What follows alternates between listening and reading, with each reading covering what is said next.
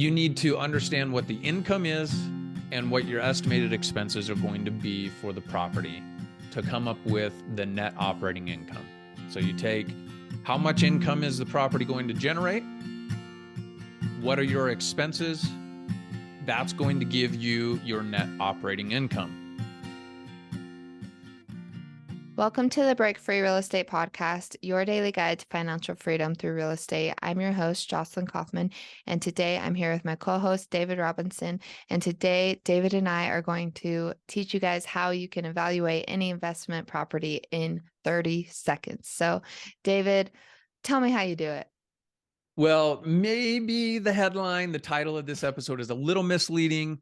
The reality is you can absolutely, at a high level, analyze an investment property in 30 seconds, but you probably have had to do laid some groundwork and really understand what's going on in the market for you to be able to do that. So that being said, let's just talk about the mechanics of analyzing a deal in 30 seconds.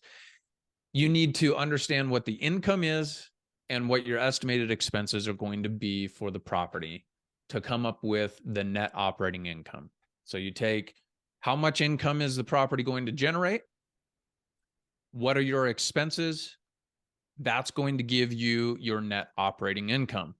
Once you have the net operating income, you divide that by the purchase price, and that gives you a cap rate. And a cap rate is just a high-level metric that investors use to determine how good an investment potentially is going to be. And so that's a high-level way. In 30 seconds, you take the high-level income, you take the expenses, and if you don't know all the expenses, you can use a ratio. A reasonable ratio, depending upon the market and depending upon the type of property, is 30 to 40% expense ratio. And so if you have an idea of how other properties have, if you've analyzed other properties in the past and you have an idea of what their expense ratio is, then you can just apply an expense ratio. So you take the income, you apply an expense ratio that gives you your NOI, and then you divide that by the purchase price, that gives you a cap rate. And that's a great way to analyze a property quickly.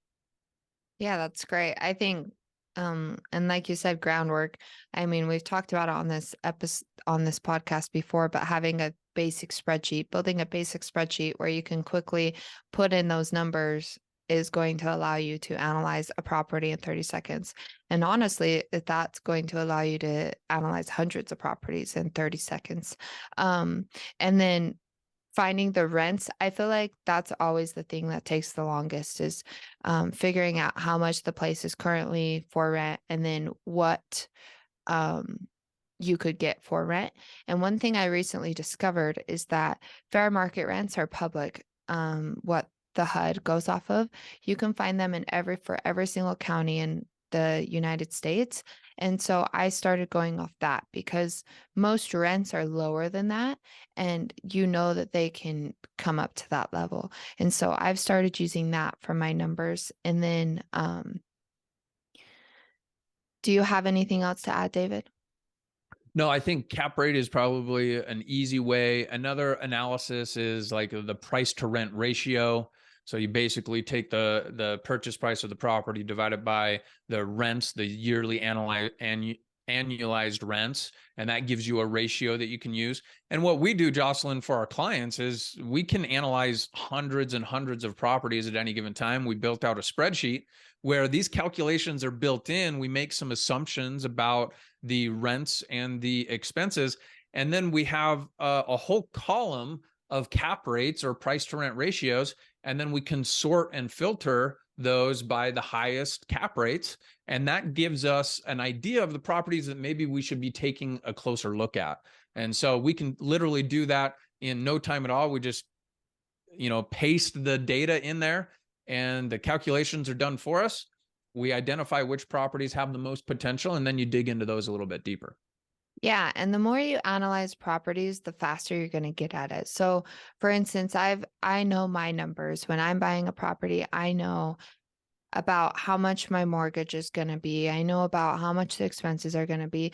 So visually, I can just look at a property. I can just look at how much it's worth, look at how many units it is, see where it's at. And I know exactly if it's if I should be taking a deeper look at it. And so the more you get to know your area, the faster you're going to be able to just quickly go through properties as well.